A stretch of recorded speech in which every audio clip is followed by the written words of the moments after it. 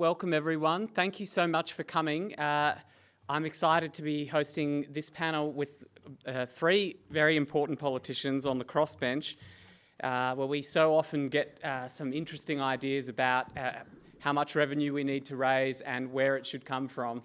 Some fresh thinking that you may not hear out of the major parties. So I'm joined here today by Senator David Pocock, the member for Kooyong, Monique Ryan, and the member for Fowler, Dai Le. Please join me in welcoming them.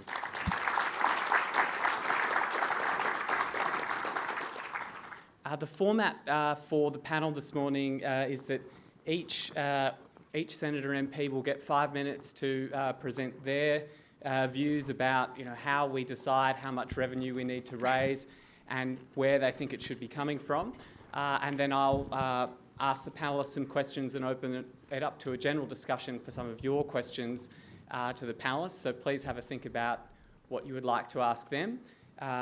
First up, could we please have Senator David Pocock? Please welcome him.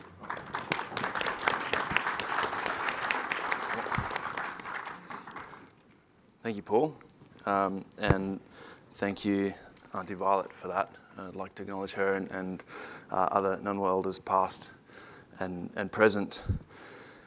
It's a hard thing to talk about tax to a bunch of people who know a lot more about tax than the politicians up here. So I might just offer some reflections and maybe a few of the things that I've been hearing. Just to start out, I think the need for tax reform, you don't have to look far. Look at the ACT, often looked at as the wealthiest jurisdiction in Australia, Australia being one of the wealthiest countries in the world, and yet we here in Canberra have the highest rate of long-term homelessness in the country.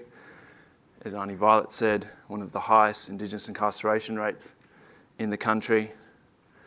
We're the second most expensive place to buy and rent. So it's no surprise that crisis and transitional accommodation is at capacity. Finding emergency accommodation is almost impossible. Yesterday I met with a few dozen frontline service providers who are grappling with a sustained increase in people coming, needing assistance. People and families that in the past have never been coming to food banks or looking for support. Here in the ACT, we've got one of the lowest bulk billing rates in the country, one of the lowest GPs per population in the country, one of the worst metropolitan places for accessing specialist medical care, and we're suffering from decades of underinvestment in critical social and public infrastructure.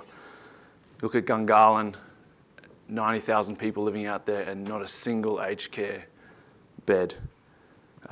We know the issues with childcare, how expensive that has become and how hard it is for families to make that work. And then you look at our social security system for one of the wealthiest countries in the world, to have people on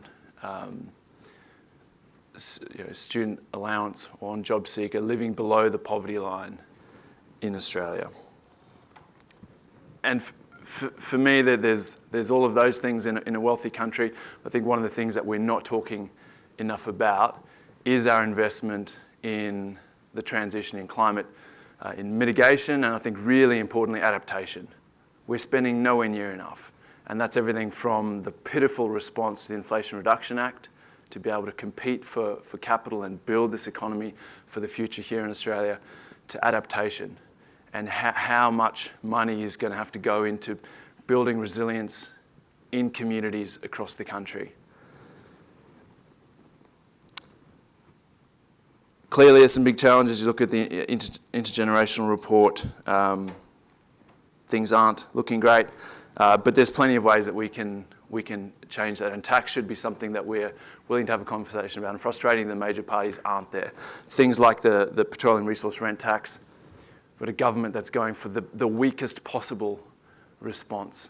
We still haven't collected a single cent of offshore LNG under the PRT, and yet we're going for this weak response, not even the one that Treasury puts forward we've got to be benefiting from our own resources, and that's hopefully something that we can talk about on the panel. We've been through a mining boom, unprecedented profits from fossil fuels over the last few years, and we've got to show for as a country $1 trillion of debt. So there's that. There's stage 3 tax cuts. Housing has to be on the table, and again, I think the response to the IRA is a way to invest in generating more revenue in the future.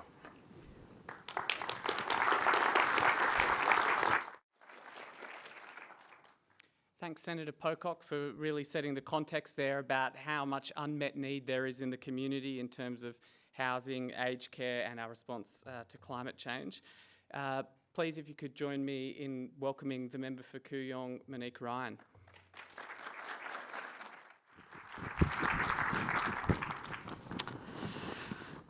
Thank you, Paul, and let me also acknowledge the fact that we're sitting on Ngunnawal land today. This land was never ceded to us, and I retain the hope that we will at some point give our First Nations people both constitutional recognition and a voice to our Parliament.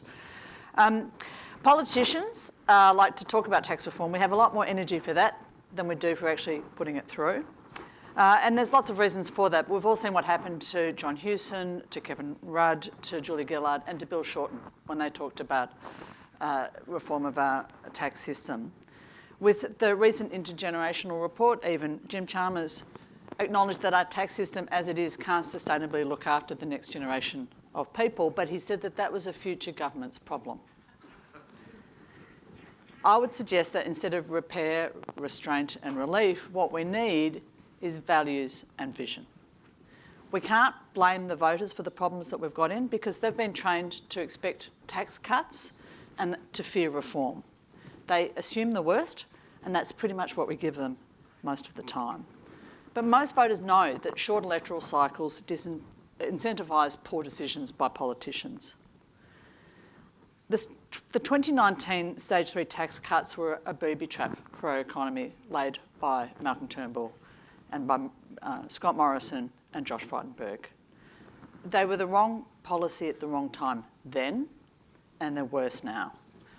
They're inequitable, they will be inflationary, they'll suck revenue out of our tax system at a time where we need more revenue to set up, as David said, our country for the future, to drive our transition to a new clean energy economy, and to find the revenue that we need for aged care, childcare, disability care, and medical care.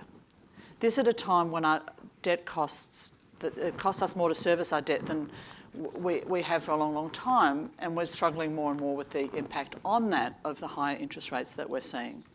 So the Stage 3 tax cuts, as they are slated to go through on the 1st of July of next year, will cost us $32 billion a year in foregone income, not to mention $5.7 billion in increased interest on the debt that we owe.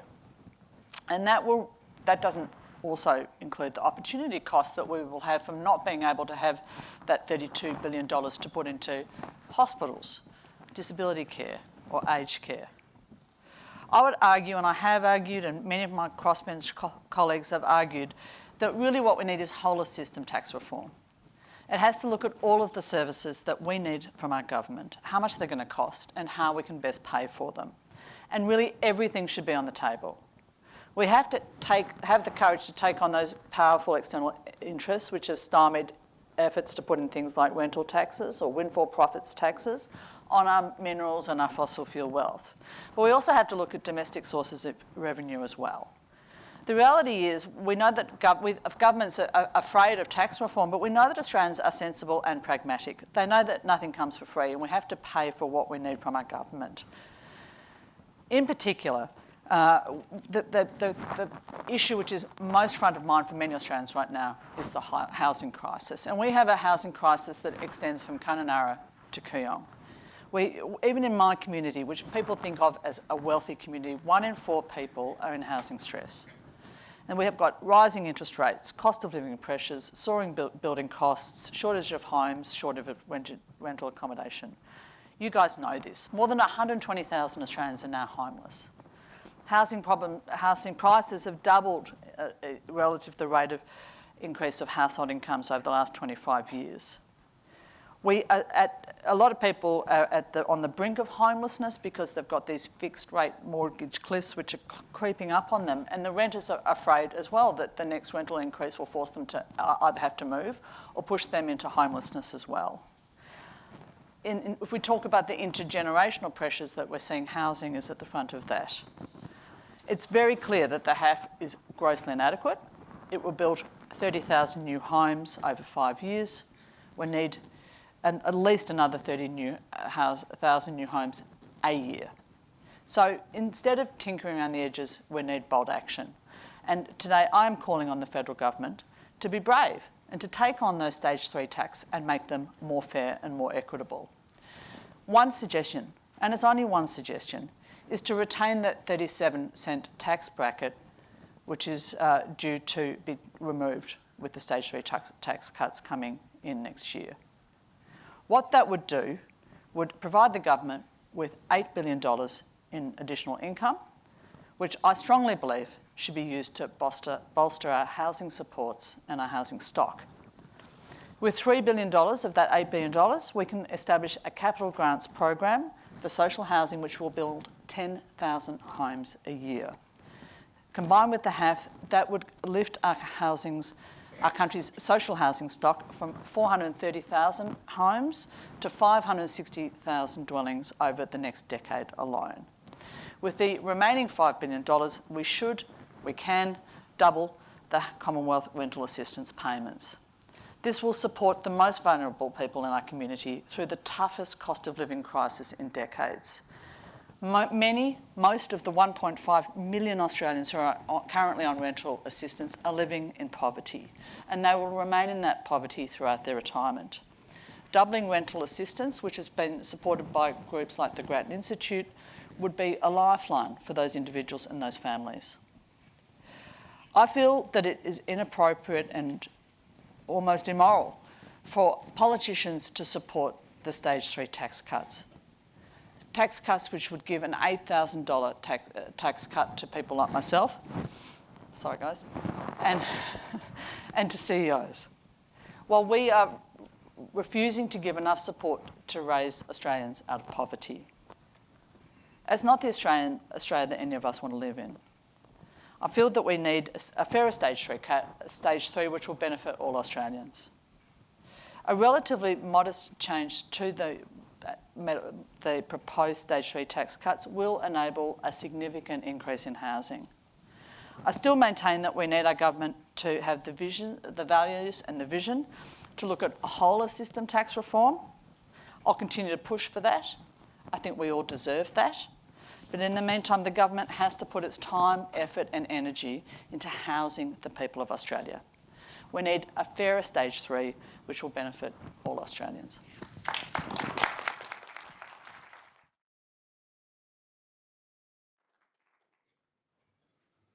Thanks very much, Monique. We all know that the stage 3 tax cuts costing $320 billion over 10 years is the elephant in the room at a revenue summit. So good to see that we're talking about it very early, and even with a specific plan about how you're going to take that mammoth down and how you're going to carve it up and what you would spend it on instead. So thank you very much for that. Please join me in welcoming the member for Fowler, Dai Le.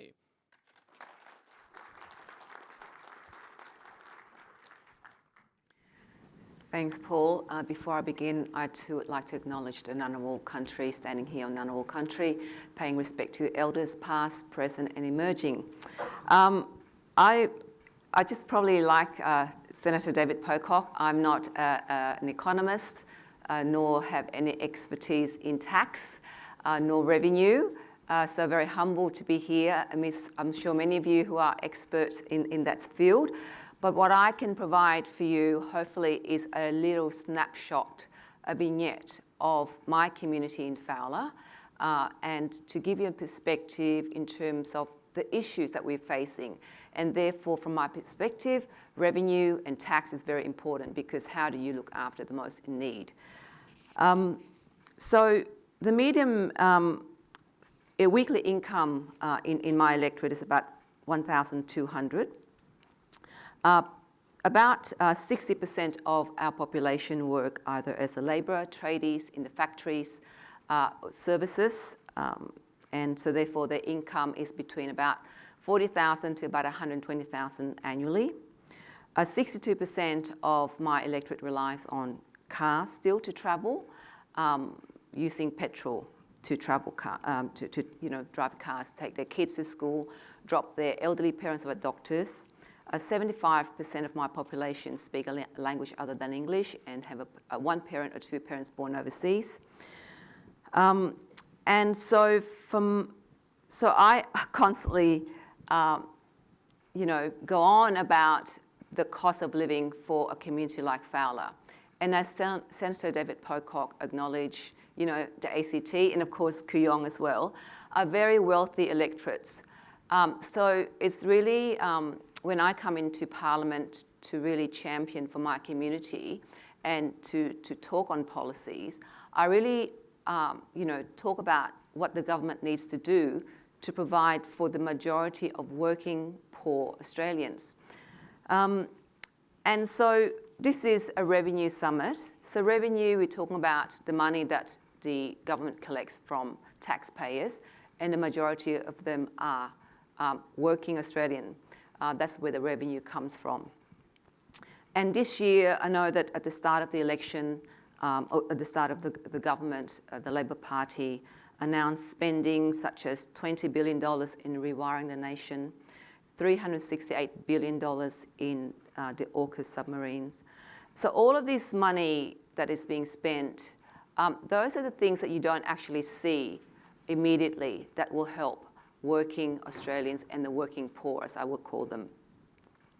And I have been on the bandwagon talking about the need to really extend the fuel excise cut, which the previous government introduced during the COVID period to assist to alleviate a lot of our families or working individuals in electorates like Fowler, where we use cars to travel, to do our things.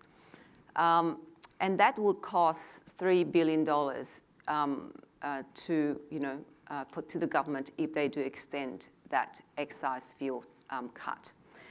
The government have not, because they said that there was not enough money in the budget.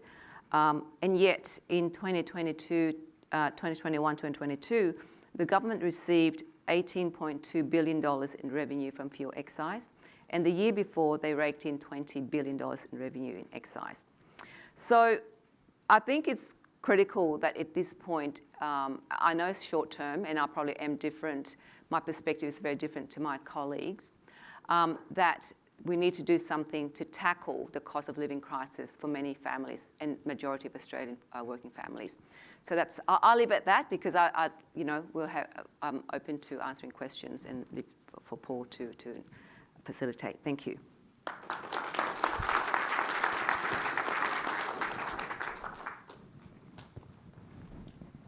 Thank you very much, Dai Le, for your advocacy for your community and how they're affected by rising petrol prices. It was a great perspective to get. Thank you so much. Before we get on to raising revenue, I want to talk about how we decide how much revenue the government needs to raise. And in your contribution, David, you talked about several areas of unmet needs. Monique, you spoke about the rental crisis as well, and both of those seem to tend towards bigger government, needing to do more to meet the demands of its citizens. I wondered if I could ask all three of you, please, perhaps starting with Monique, how do we get a societal consensus about how much revenue we need? Yeah, it's a great question, Paul. I think we have to look at it sort of on a sectoral basis, and it would be helpful for us to understand what people's expectations are. Are we happy for people who are single mums to live in poverty and not to be able to send their kids to school camps or to give their kids what they need to get to school? In my own electorate of late, I'm hearing from schools telling me that kids are showing up at the teachers' room at lunchtime saying they haven't had breakfast and they haven't had lunch. And can they be helped? I think that's not okay. And I think it's up to the government to provide the sort of support that is necessary in what is essentially a time of crisis for us economically. So we have to look at, but there's lots of different challenges there. I'm very much involved in disability care. I'm on the parliamentary NDIS committee, and there's this whole pushback about the cost of the NDIS, but people aren't talking about the benefits that you accrue from investment in Australians with a disability. 1 in 6 Australians has a disability. This is not a minor concern for us as a country. So as a doctor, when I had a difficult problem, a wicked problem, you went back to first principles and you thought, well, what matters here? What are we trying to do? If you've got a patient who's dying, are you trying to elongate their life, or are you trying to make sure that they're comfortable and that they have quality of life for the time that they have left? You talked about what matters to you as a country, and you took it from there. And that's what we need to do with our economy. What do we want from our government? It's sort of big picture stuff, but without being airy-fairy, it does define what we need to then provide. And we have to do it in a sectoral way, and we have to have conversations about what is reasonable and what's not reasonable to expect from the government in terms of what it can provide for citizenry. David, how do we decide how much we need? I think Mon's right. It comes down to values and expectations. What do we value as a society? There's lots of countries that decide not to have a social security system that means that people aren't living in poverty. But that's up to us and the people that we elect based on the ideas that they commit to. And I think we're facing some huge challenges, clearly, socially and economically. But I think when it comes to climate and the environment, we're just not seeing that talked about enough and committed to enough. And we don't have an awareness of just how reliant we are on the natural world. We've got an environment minister that's spruiking that they've never spent more on the environment ever in Australia. In the last budget of, I think, what was the budget, 620-something billion, 1.2 billion on the environment. And yet 50% of GDP comes directly from the environment. And so I think we're heading towards a cliff if we don't start to think longer term when it comes to climate mitigation and adaptation and ecosystem services and threatened species that we all rely on. So I think there's the social stuff that comes down to values and what we want as a community. But then I think there's the bigger discussion and understanding that we're actually part of nature, and we can't just keep taking and taking and taking because it's not going to end well. And Dai, you mentioned one way that government is a cost on your constituents in terms of the petrol excise. But what is the quality of services like in Fowler? And do you agree with the general thrust of Monique and David's contributions that the housing crisis, aged care, that there is more that there's more need for government spending on services? Look, I think I'll go to just in terms of when you ask, how do we know, what we need to do. I'm not a tax person, but I think we need to go down to the numbers. I think we need to do some kind of analysis in terms of, how, our population, where need is needed most. I think in order for us to really understand, how do we divide the resources, rather than just doing it out of, a political expediency for election kind of time, to really understand the numbers, the people, the industry, the sectors, who's doing what. If we actually have the numbers that way, we will understand, government spending. How do we spend our money wisely? I think at the end of the day, taxpayers contribute to, taxpayers pay for all of us. Taxpayers, and I just imagine in my head all of 60-70% of my population who work in factories, and they pay their taxes, and I just imagine them paying their taxes towards my pay, and I feel really guilty because what do we do in return to provide for them to have a better life, and so that they can grow and aspire and contribute back to this country. So I constantly imagine that. So therefore, I think it's very important for us to understand the numbers. And that way we know, as a government, how do we spend our money wisely. And we've already had from Monique one specific idea about how to raise more revenue by carving up the stage 3 tax cuts differently, retaining that 37-cent rate and giving back more in terms of rent assistance. But I wonder if I could get first David and then Dai to give us a revenue idea in terms of raising more revenue. It could be something that has the biggest impact on the budget, or something you think would be a quick and easy win, or maybe it's something out of left field, a tax idea we've never heard before. But starting with you, David. Sure. Well, I mean, let's start from what we're good at as a country. We're a petro state. We dig stuff up and ship it offshore, and a lot of that is fossil fuels. And we've got to ask ourselves as a country, is it okay for the teacher at the local public school to pay more tax than a multinational company that is making billions of dollars, not of profit because they're not paying tax, but they're making billions of dollars. They're not doing this for out the goodness of their heart. Why do we have a tax system that allows that? Why do we have a way of collecting a resource rent tax on our gas that doesn't collect any petroleum resource rent tax on offshore LNG? We have to start getting a return for our resources. We've largely missed out on the fossil fuel export boom. It's not too late to put some good measures in place to get a return from that. But we've got to look at things like critical minerals. That's our wealth. That's Australian. That belongs to Australians.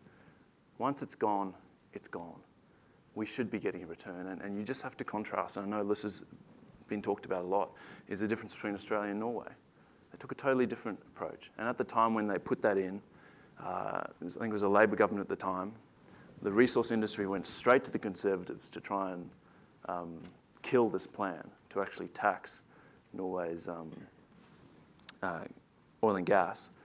And the Conservatives said, well, actually that is our resources, and we agree. And it was dead in the water, and since then we've seen what it's done. So to me, that's a starting point.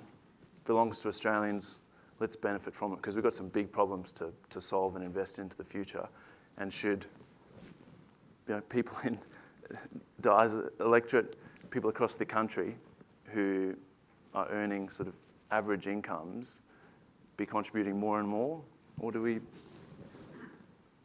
get money off our resource wealth? And Dai, if you were treasurer for a day, how would you fund the excise cut? Where would you be looking for revenue? Well, it's from the few excise that we receive. That's the 18 billion, and if we are to spend 3 billion to a short-term measure, but that's a short-term measure. It's not a long-term address in terms of our tax system. And I think, going to what Senator Pocock said, it's basically, obviously, all those multinationals, the tax there, but then also the loopholes, because if you get taxed, they find other loopholes that then can avoid paying that tax. So they end up paying really nothing. And yet, again, going back to my workers and my community, where they have to pay 30 cents in a dollar, and they're earning,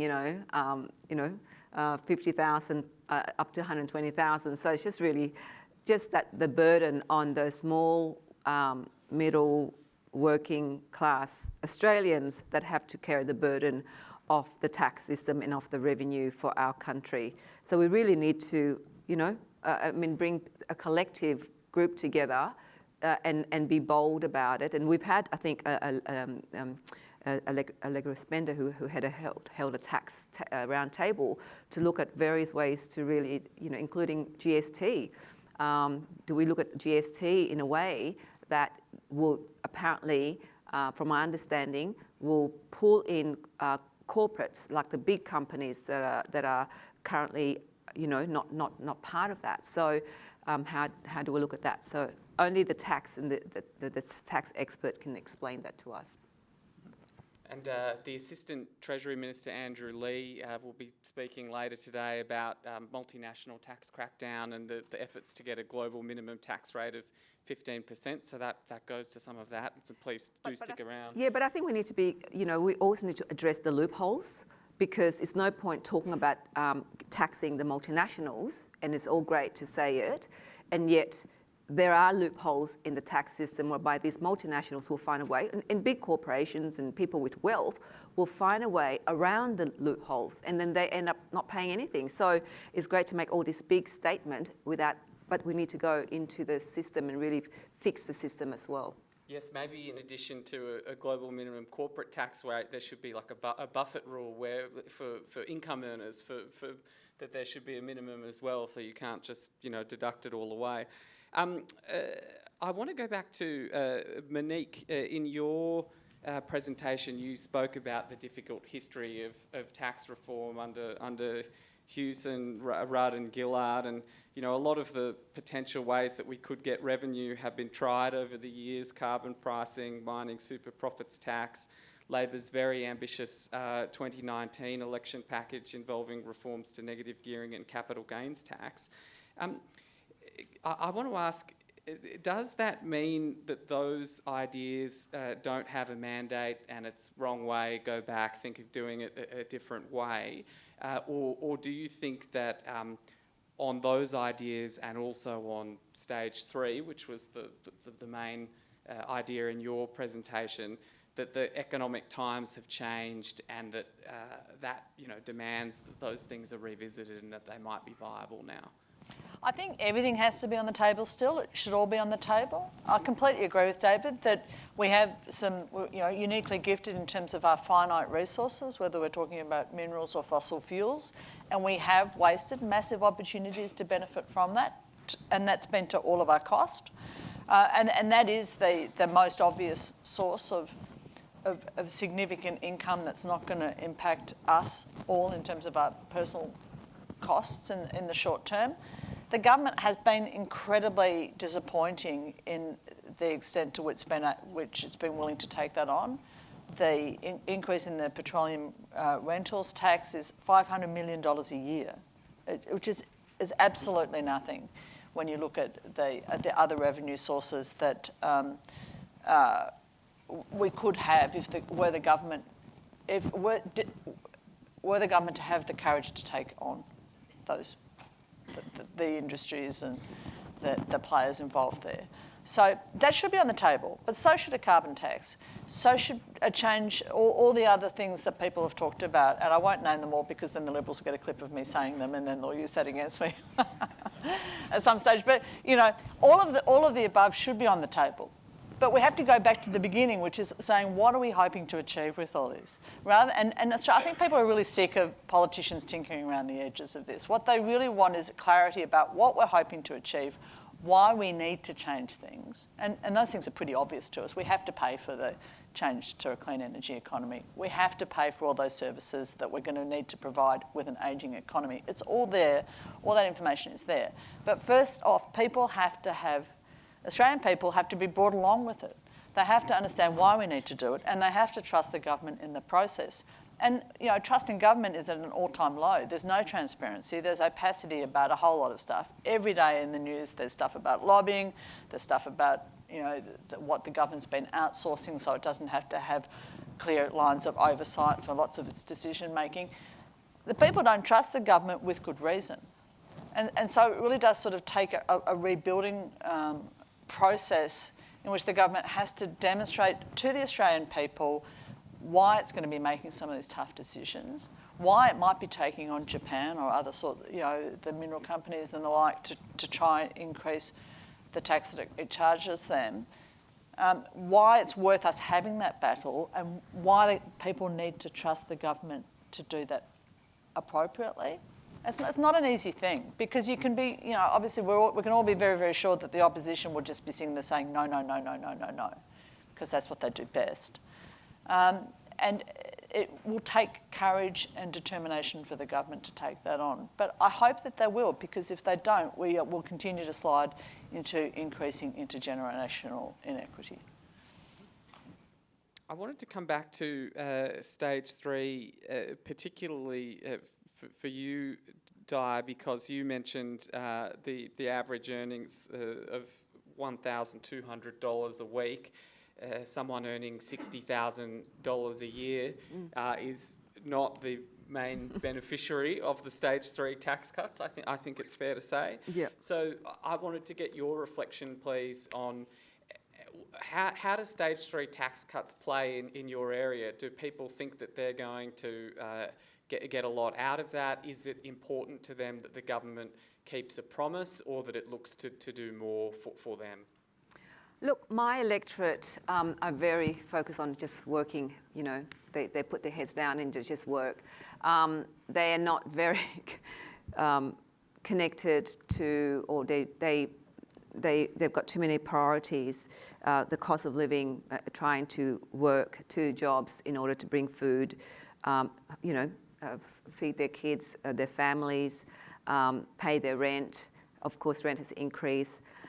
So for me, I don't think, and thank you, Monique, we're all prepared to not have this stage 3 tax cut in order for, that money can go towards programs or initiatives that will support electorates like Fowler.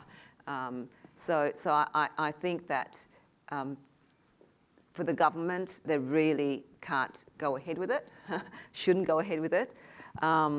And think about, especially for a Labor government, by the way, Labor is supposed to be for the working Australians, right? So I call on the Labor Party, the Labor government, to really consider their roots and look at how they can actually provide, some relief now for working Australians. David, I wanted to ask you, in balance of power in the Senate, you've obviously got a very influential role, and Labor so far has supplemented their election policies slightly by, earlier this year announcing that they were going to tax earnings on super balances above $3 million. They're going to halve the tax concession for that. What did you make of that development, and do you think that opened the government up to doing more? What's it like being in the room negotiating with them? Are they open to changes that raise more revenue?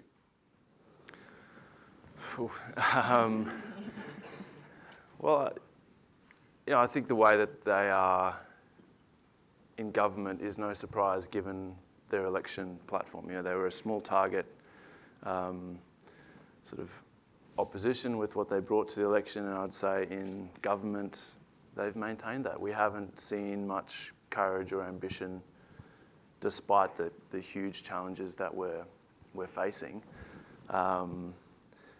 And again, I'd go back to the Inflation Reduction Act response.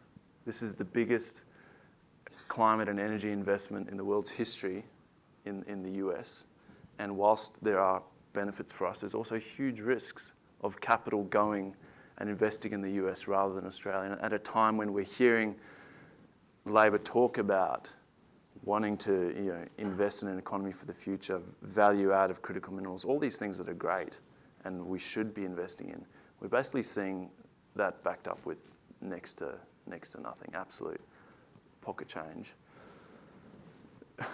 To your point about the superannuation changes, I think again, politicians have to be better at explaining what this is about. What is super for? Is super to have $100 million in the bank at retirement? Most Australians would say no. And so we do have to make it fairer. It doesn't help when you have the kind of scaremongering and quite cynical politics that we see from Peter Dutton. I think he's going to use anything to whip up fear. But I think when you can actually sit down with most Australians and talk through what's being proposed and who it's going to affect, if you've got $2 or $3 million in your super, you're doing pretty well. And so I think there is that whole fairness element in the tax system that we have to have more of a conversation about. And I think a lot of this rests on the way that politicians talk about this. You hear politicians say stage 3 tax cuts are about middle Australia. Like, come on. Come on. Middle Australia is not earning $120,000 a year. We've got to be more honest about where we actually are as a country, and whether or not we're willing to take from the wealthiest of Australians to actually ensure that we're not entrenching inequality. And yeah, I think most Australians would probably be pretty keen on that. Yeah, can I jump in? Look, I suppose, there would be arguments, or people will say, well, I've worked so hard for that and I have the right to have that money in my superannuation, or I have the right to, that's the wealth that I've built and I've worked hard to build that wealth, and absolutely. And I think that the government, be it Labor or any government, should look at how we can actually, use those superannuation funds to come up with initiatives or invest in innovation, or find a way to use those funds, to assist those that are in need. And I think that I don't know about taking the wealth, the money from those who've made those wealth, and then give it to those that are in need, because can you imagine, people would say, I work for that, so it's mine. It's how do we create and get those that have got those wealth to think, to be more generous, and therefore to say how can they actually contribute to making sure that those those in need can provided with that bridge to step up and to step up and not to be and to get a lift, a helping hand. So it's very important that we don't also create a society whereby people think, well, I can't do it, so therefore you're supposed to help me. There's an entitlement mentality, so I think it has to be done in such a way that there's the dignity. I go back to my story, and Mon and I had this conversation yesterday about, when we first arrived here in Australia as refugees. My mother was working, in a kitchen hand. She couldn't speak English, but she was able to still feed the three of us, my late mother, by the way, three of us. Because, we're talking about how some of our local schools, the kids are coming to school and not being fed. And I'm just thinking, how could that be? When we first arrived in the 70s, we were poor. We did not have all the services that were available, that there are available today to help many refugees and migrants settled and those who are struggling. And yet, my mother made sure that we were, even if it was just rice and fish sauce, we were able to actually have 3 meals a day. So what is it? Why is it that back in those days where there were less resources and less services, that my mother was able to do that? And today, where we're becoming a richer country, more resources and more services, parents can't do that. So where did it all go wrong? So that's what makes me reflect on is it government's responsibility, or is it also us individuals' responsibility as well? So we can't, I don't believe that governments have solution to solve our problems in this country or in the world, by the way.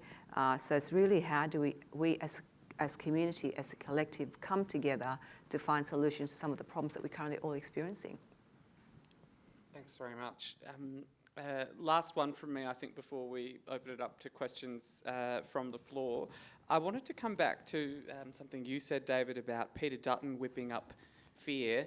I think it's definitely true that he has set stage 3 as a test for Anthony Albanese, and if they touch it, the coalition are going to maximise the political pain on Labor. But we have seen something interesting with the coalition in opposition, that 1,000 blossoms have bloomed in that there are some interesting ideas about tax reform coming out. So Maria Kovacic, the new Liberal senator, in her first speech called to consider capping the number of properties that can be negatively geared, which I thought was a sort of borderline heretical thought from a Liberal, but good that she was getting the ball rolling on that. And another interesting one in recent weeks, the High Court has struck down Victoria's electric vehicle tax, and the Shadow Transport Minister, Bridget McKenzie, has a very interesting view on road user charging. She's suggested that that is inevitable, that we're going to need to charge everyone for using the roads, because at the moment, my dad, who drives a Tesla, doesn't pay any petrol excise for the upkeep of the roads, and I drive a Yaris and I do. So I just want to get each of your reflection on whether there's any potential for bipartisanship in raising revenue. Are there any ideas the coalition could go along with? And if you have views on capping negative gearing and road user charging, perhaps starting with you, Bon. Well, as I've said, I keep saying it, we've learnt in politics, you have to say something 1,000 times till people hear you. Everything should be on the table. So all potential sources of revenue for our government should be on the table and should be looked at critically. If it comes to road usage, what's the first principle? The first principle is that transport is responsible for 20% of our emissions, and we need to decarbonise that because we need to reduce our emissions. So the first thing is we need to decarbonise our transport fleet. So putting in an EV excise, as the Victorian state government tried to do, was regressive. What is the point of taxing people who are trying to do the right thing in terms of our carbon emissions and our environment? Having said that, sure, the government needs a source of income to pay for roads. I think one of the concerns is the fuel excise goes into consolidated revenue. We don't even have that much clarity about whether or not that money is actually used for road upkeep, but we can take it on spec, perhaps, on trust that it does. But wouldn't it make more sense to say, okay, we need to transition to a decarbonised economy. All road users should use a tax, should contribute to the cost of road upkeep. Now, it's not true to say that EV drivers don't do that already, because they're paying a significant amount of tax when they buy their car, they're paying luxury car tax, they're paying registration, they're doing all those things.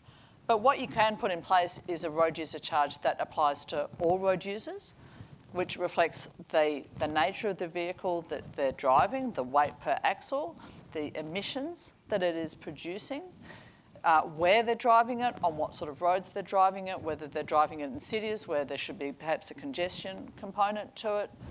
All of those things can be taken into account, and then everyone pays a road usage charge contingent on their usage of the roads and how they're doing it, and the other costs that are inherent to our economy related to that, whether that be emissions or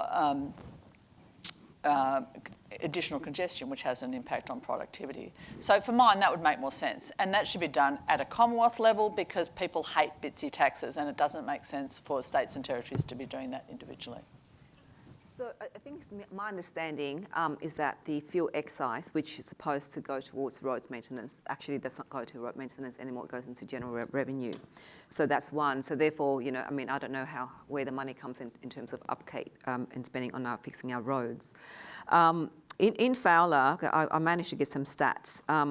We've got about 36 electric vehicles registered, as opposed to, say, the electorate of Swan. Apparently in Western Australia, there are about 833 EVs are registered in the electorate of Swan. And different electorates, they've got a breakdown of how many electric vehicles are registered for use. So obviously the majority are still very much cars.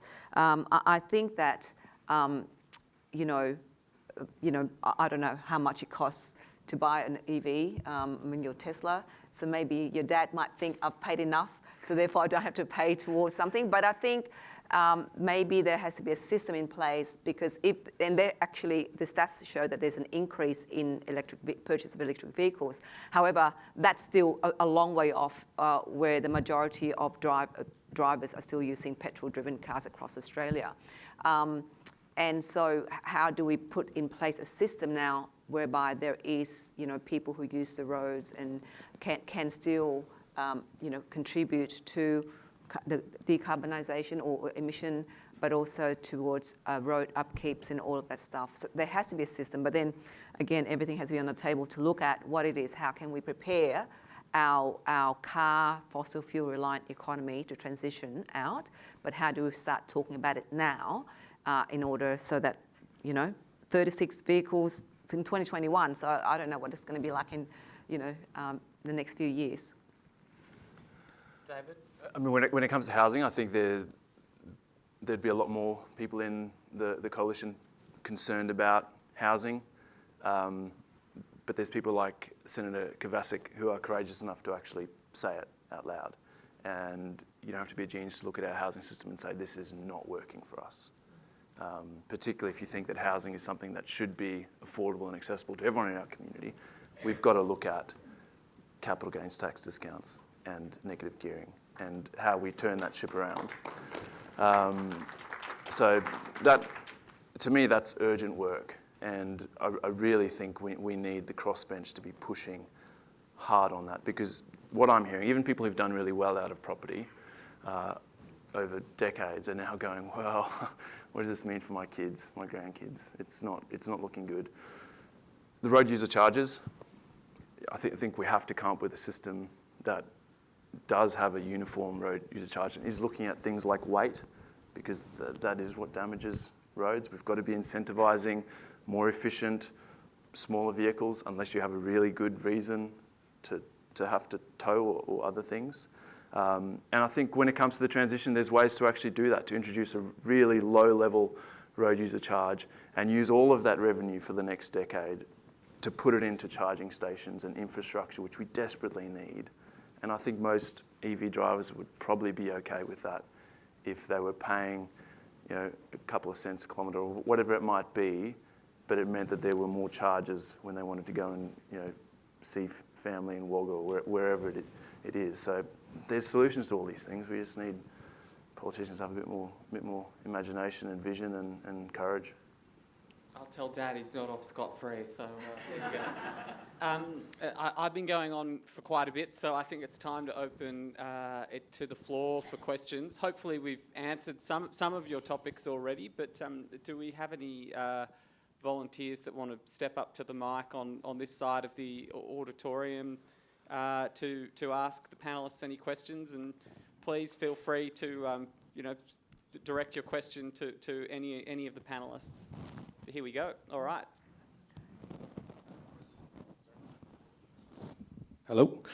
Just a question on the road user charge. Most Australians are already paying an effective road user charge to Transurban in the form of the tolls that they pay, and I think Transurban made $2.4 billion in EBITDA, in a 30% increase in the last year.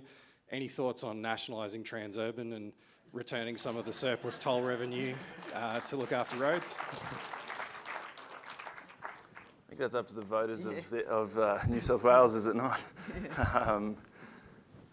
Yeah, I mean... Everything's on the table. Yeah. Yeah. I'll use that line. This one. Yeah.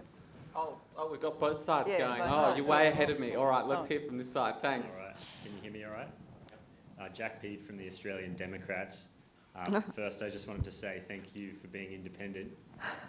It's pretty hard when there's big vested interests out there with big carrots to incentivise you and big sticks to threaten you with. So a lot of respect for all of you for being independent in the current system. The questions around the stage 3 tax cuts. Reading the neat little summary from the Australia Institute, if I'm reading it properly, about 80% of the benefits of the tax cuts go to the top 10% of income earners. So it seems to me that for about 80 or 90% of people, if they understand the numbers, it should be pretty clear to them that they're getting a pretty raw deal out of the tax cuts. It's really just a matter of getting them to understand that and engage with them. So my view is that it's a lack of engagement that's sort of the issue, and a lack of being able to effectively politically message. So I'm curious if you as independents have advice on how do you be effective in political messaging and communication in the current media landscape? In terms of the stage 3 tax cuts towards the government or towards the public? In terms of messaging, are you talking about us? How do we message that to our community, or? Exactly. How do you effectively engage with community members to get them to understand the facts of what the numbers actually are suggesting? Because it seems that there's a perception that the stage 3 tax cuts will benefit 80 or 90% of people, which may be true if you look at, there is some, very slim scraping that you can get by going, for the lower income earners, but really the bulk of the benefit goes to the top income earners. How do you get people to engage with that? It's a great question, Jack, and I think we've seen in recent weeks and months the extent to which communication affects the minds and behaviours of Australian voters, and the extent to which that can be a problem in as much as it can be a positive. It is difficult. Most people don't understand that the lower... My 22-year-old daughter the other day said, "Why is my tax so much more this year?" And I said, "Oh, you lost your tax offset." So most people don't understand that the low and middle income tax earners had this offset temporarily, but now the high income earners are about to get essentially a tax break permanently. Does that seem fair? No. Is it fair that of the stage 3 tax cuts, if they go through in their current form, men will get $2 for every dollar that a woman gets? No, that's not right. 50% of it's going to go to more than people on more than 180 a year, which is not most of us. Well, it actually is us, but sorry for the moment. But everything's on the table. Those things are really challenging to talk about, and they get lost in the static. And I think I can speak for the others as new independents. Communication is a challenge for us with our communities and with the country in general. And the clarity of communication is so important, especially in this era of sound bites and TikTok videos. But how to get that across is something that I think we all struggle with. I think one of the things I've tried to talk about with the stage 3 tax cuts, if you look at that pool of money and what that could be reshaped to do, you look at electrification in Australia and what that could be saving households. If every household in the country was saving $3,000 to $5,000 every single year going forward, and we weren't shipping billions of dollars to foreign oil companies, what would that mean for households and for our economy, not to mention the reduction in emissions? The money's there. And I think this is one of the frustrating things when we talk about the budget deficit, the debt, tax. We forget that we're actually one of the wealthiest countries in the world. It's up to us how we set this whole system up. And I think most Australians at the moment who, like Dai said, are just at their wits' end trying to stay afloat and pay their mortgage or rent or whatever, saying this isn't working for me. So I think it's really on politicians to be looking ahead and saying, okay, well, this is how we can start to turn this ship around a bit. I think we've got time for one more up this end, please. Yeah, hi, my name's Chris Shaw. I work with the New South Wales public sector. I'm an economic analyst. There's a narrative in our country that, government budgets effectively work like household budgets, where, you've got a set amount of income that you earn that you don't get to control that comes from your employer, and then that puts a constraint on what you can spend. I'm fairly new to the economic space, but my understanding from what I've gathered from the experts is that government budgets, when they're working effectively, are almost the opposite narrative, where there's a number of basic services that we all expect our government to provide, but then the government does have a lot more control over how much revenue it raises, and so the constraint is actually on the expenditure side and not on the revenue side.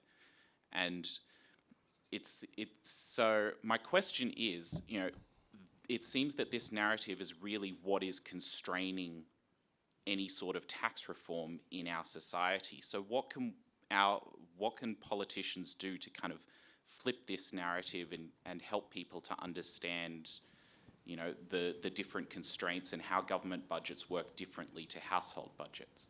So do we still care about debt and deficit, or can you change the narrative on that? Everything's on the table, according to Monique. I mean, I'm not too sure how you do that. I think one of the things I do know how you try and change this is have better regulations, better laws when it comes to lobbying in this place, because I think that is one of the elephants in the room. Whenever we talk about the things that we want as a country, the vested interests, the revolving door of staff and politicians going into all of these industries that surprisingly don't seem to be taxed that much and always seem to find a way to squirm out of tax reform. I think you've got to deal with that. It's not answering your question, but I think it's something that's so critical. In the election cycle, every 3 years, I mean, it's as well, there's going to be a challenge to change any narratives, really.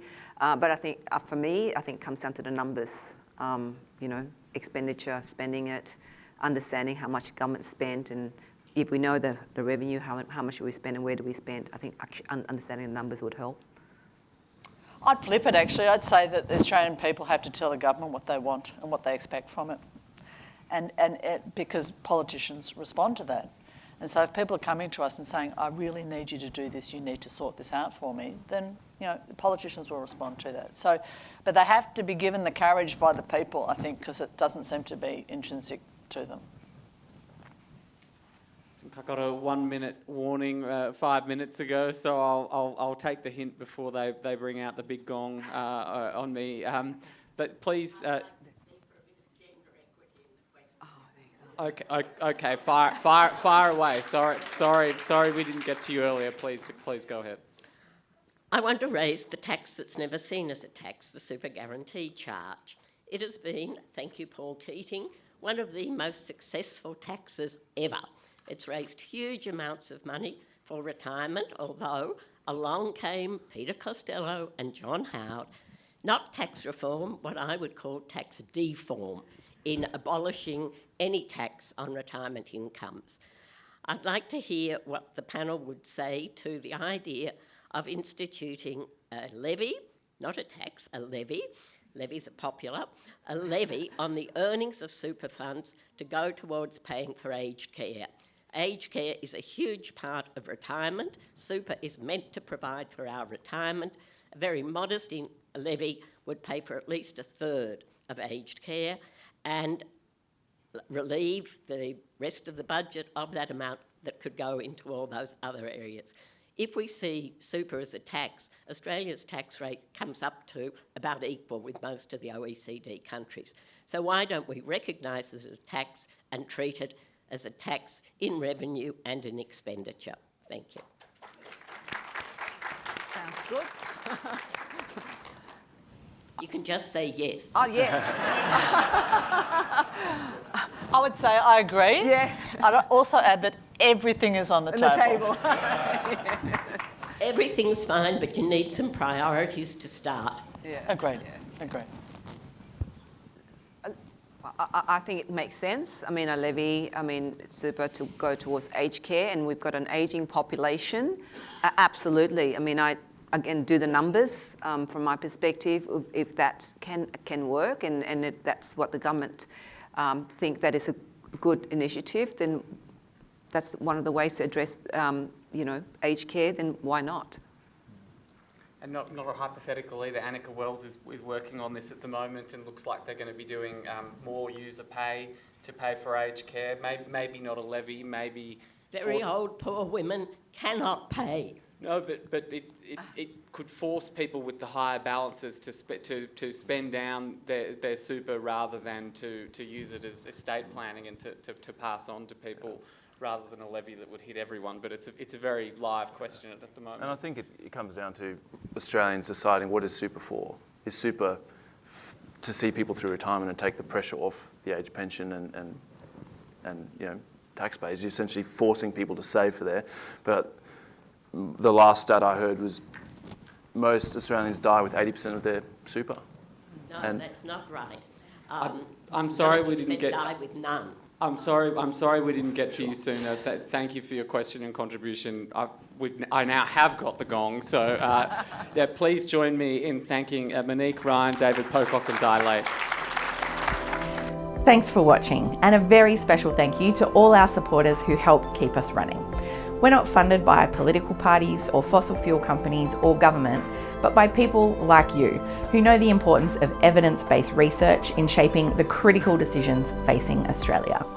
If you'd like to support us to continue exposing inconvenient truths, challenging vested interests, and explaining the big issues in plain English, please consider making a tax-deductible contribution today. Visit our website australiainstitute.org.au to find out more.